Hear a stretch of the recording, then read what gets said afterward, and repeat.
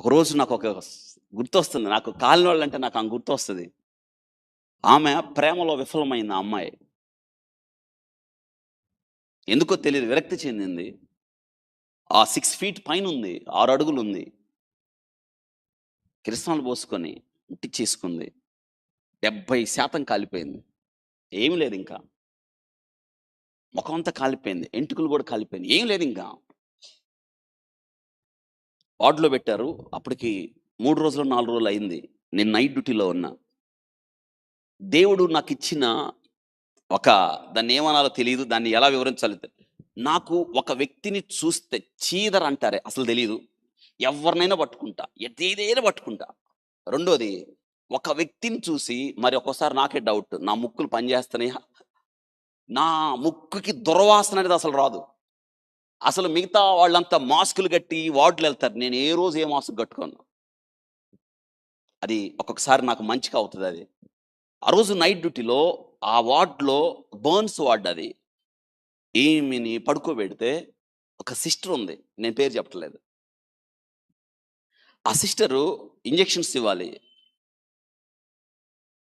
ఈ సిస్టర్ ఎళ్లి ఆ వార్డ్‌లో విపరీతమైన వాసన వస్తుందని అటుండు అందంట కాలిపోయిన ఆమెని. ఆమె ఆ కర్టెన్ కట్టి దోమతెర లాంటిది కట్టి కూర్చోబెడితే అందరి ముందు బాధ అయింది ఈ అమ్మాయికి. అవమానం అయింది. కాలిపోయిన అమ్మాయికి అవమానం అయింది. ఇంజెక్షన్స్ తిట్టింది. ఆ సిస్టర్ ఏం తిట్టిందో నాకైతే తెలీదు. మొత్తానికి తిట్టిందంట. నైట్ 1:30, 2 అయింది. అర్ధరాత్రి అండి. ఈ అమ్మాయికి బాధపడతా పడతా సడెన్‌గా ఆ నర్స్ తిట్టిన తిట్లు గుర్తొచ్చినియి. సెలైన్ బిక్కేసుకుంది. లేచింది. తెలుసా? ఆ నర్స్ ఎక్కడైతే పడుకుందో ఒంటి మీద డ్రెస్సే లేదు. వార్డ్‌లో లేచి నడుచుకుంటూ వచ్చేసిందండి. ఆ సిస్టర్స్ అవతల పడుకుంటారు. ఎందుకంటే లేచి సెలైన్ అమ్మాయి పీకేసుకొని నన్నెందుకు తిట్టావని అడగడానికి. ఏమైందో తెలుసా? ఈ అమ్మాయి నడుచుకుంటూ వచ్చేసింది.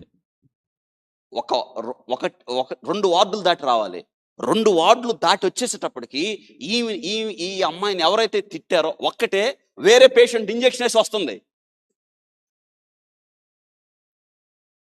ఒక్కసారి ఆలోచించండి. అసలు వినండి. ఆగు! నన్నెందుకు తిట్టావందంట. మీకేం జరిగిందో తెలుసా? ఆ సిస్టర్ సొమ్మసిల్లి పడిపోయింది. పెద్దగా కేకేసి. అసలు నాకు వినండి. నేను రూమ్‌లో బైబిల్ చదువుకుంటున్నా. 3 గంటల టైం. నాకు కేకేస్తే నాకేం అర్థం కాల. నేను లేచి ఆ టర్నింగ్‌లో మీరు మన హాస్పిటల్‌లో బ్లడ్ బ్యాంక్ ఉంటది. దాని పక్కన డ్యూటీ రూమ్ ఉంటది. దాని టర్నింగ్‌లో నేను లేచి పరిగెత్తుకెళ్ళేటప్పటికల్లా ఈమె నుంచొనుంది. నుంచొని ఏం లేదండి ఒంటి మీద డ్రెస్. ఈమె సిస్టర్ పడిపోయింది. చెప్పు! నన్నెందుకు తిట్టావు? ఇంకేం మాట్లాడటానికి నా దగ్గర ఎనర్జీ లేదు. నేను పరిగెత్తుకుంటా వచ్చి అసల ఏమీ లేవు. ఆ అమ్మాయిని పట్టుకున్నాను నేను. "అసలు ఏమైంది? ఎందుకు వచ్చావు నువ్వు?" అంటే డాక్టర్ గారు నన్నంటుంది. "మీరు నన్నెంత బాగా చూస్తారు." అప్పుడు 3 రోజులు. ఈమ నన్ను తిట్టింది. ఎందుకు తిట్టింది అడగండి. నేను ఏం అడగాలి నేనిప్పుడు? మీరొకసారి ఆలోచించండి.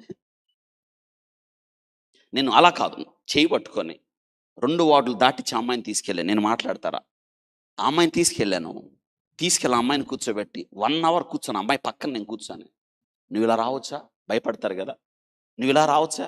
ఆ అమ్మాయిని కూర్చోబెట్టి నేనెళ్ళి మళ్ళీ ఆ సిస్టరు నీళ్లు చల్లి వినండి. ఆమెకి గుండె దడ, జ్వరం. ఎంత భయానకమైన పరిస్థితి అంటే సొమ్మసిల్లిపోయిందామ. నేను ఆమెను తిట్టాను, అరిచాను. చేయొచ్చా నువ్వు అలాగా? వాళ్ళు బాధల్లో ఉన్న వాళ్ళని నువ్వెందుకు అరిచావు? అరిచావంటే అరిచానంది. ఈ అమ్మాయిని అడిగాను. ఏమరిచింది అంటే, నన్ను చూసి ముక్కు మూసేసుకుంది. నా దగ్గర వాసనొస్తుందంట. నన్ను తిట్టింది అందరి ముందు. నేను చదువుకున్నాను. పాపం ఆ అమ్మాయి బాధ అమ్మాయిది. 26 సంవత్సరాల అమ్మాయి బాధ. నన్ను చూసి నవ్వి తిట్టింది. అరిచింది నన్ను. ముక్కు మూసేసుకుంది. నేను వెళ్ళి ఆమెని అక్కడ కూర్చోబెట్టి వేరే సిస్టర్‌కి అప్పగిచ్చి మళ్ళీ ఇటు నా డ్యూటీలు చూడండి. ఈమె దగ్గర కూర్చున్నాను. కూర్చొని పక్కనే అండి. పక్కనే కూర్చున్నా. వాక్యం చెప్పా. "నువ్వు అలా చేయొచ్చా? ఎందుకు చేసావు అలాగా?"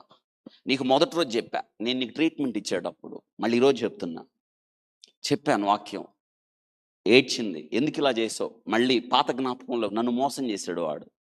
ఏదో చెప్పింది, నేను చెప్పాల్సిందంతా చెప్పాను. 5:10, 5 అయింది. నేను వచ్చేసా, ఆ అమ్మాయిని పడుకోబెట్టి వచ్చాను. అలా ఉన్న బెడ్షీట్ నేనే, ఇంకెవరు భయపడుతున్నారు ఆ అమ్మాయి దగ్గర రావడానికి. నా రూమ్లో ఒక బెడ్షీట్ ఉంది, డాక్టర్స్కి ఇచ్చే బెడ్షీట్ తీసుకెళ్ళి ఆ అమ్మాయికి ఇచ్చి నేనే చుట్టా అమ్మాయికి పడుకోబెట్టి, అగైన్ మళ్ళీ నేనే సెలైన్ స్టార్ట్ చేసి వచ్చా. నువ్వు పడుకో, నేను మళ్ళీ వస్తానని. నేను మళ్ళీ ఒక 10 నిమిషాలు ఎందుకో వెళ్ళేటప్పటికి ఆ అమ్మాయి చనిపోయింది. చనిపోయిన సంగతి ఆమెకు తెలిసింది. మళ్ళీ ఎవరికి? డిసెంబర్ నెల చనిపోయిన సంగతి తెలిసిందో లేదో, నేను ఆ అమ్మాయిని ప్యాక్ చేయించి ఆ అమ్మాయిని మార్చిలో పెట్టొచ్చే లోపు ఈ సిస్టర్, ఇంకొక సిస్టర్ నా రూమ్లో కూర్చొని ఉన్నారు. దేనికి? నా రూమ్లో. నేనన్నా, నా రూమ్లోకి వచ్చారమ్మా, మీ రూమ్లోకి పోండి అంటే, లేదు సార్, తెల్లారిందాక మేము ఇక్కడే. అంటే వాళ్ళకి నా రూమ్లో భద్రత, నేనుంటాను కాబట్టి. మరి నా సంగతి ఏంది? నా రూమ్లో వచ్చి వాళ్ళు కూర్చోండి, తెల్లారిందాక అక్కడే ఉంటారంట. నోటికి వచ్చినట్టు తిట్టుటయాలా, భయపడటం, ఒక్కసారి ఆలోచించండి. నాకు ఎంతో బాధ, ఆమె చనిపోయినందుకు నేను ఎంతో దుఃఖపడ్డాను. ఒకసారి ఆలోచించండి. ఆ అమ్మాయి ఒక మాట అంది, నన్ను చూసి ముక్కు మూసుకుంది. నేను వచ్చేటప్పుడు కూడా అదే అదే మాట్లాడుతూ ఉంది, నన్ను చూసి ముక్కు మూసుకుంది, నన్ను చూసి ముక్కు మూసుకుంది అని. తలంటుకులన్నీ కాలిపోయినాయి ఆ అమ్మాయికి.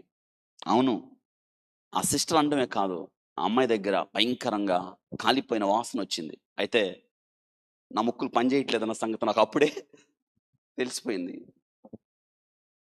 ఎందుకు ఈ మాట జ్ఞాపకం చేస్తున్నానంటే,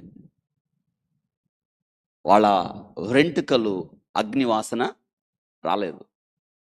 దేవుని సంరక్షణ తన బిడ్డల జీవితంలో ఒక వెంట్రుక గురించి ఎంత జాగ్రత్త తీసుకుంటాడో చూడండి.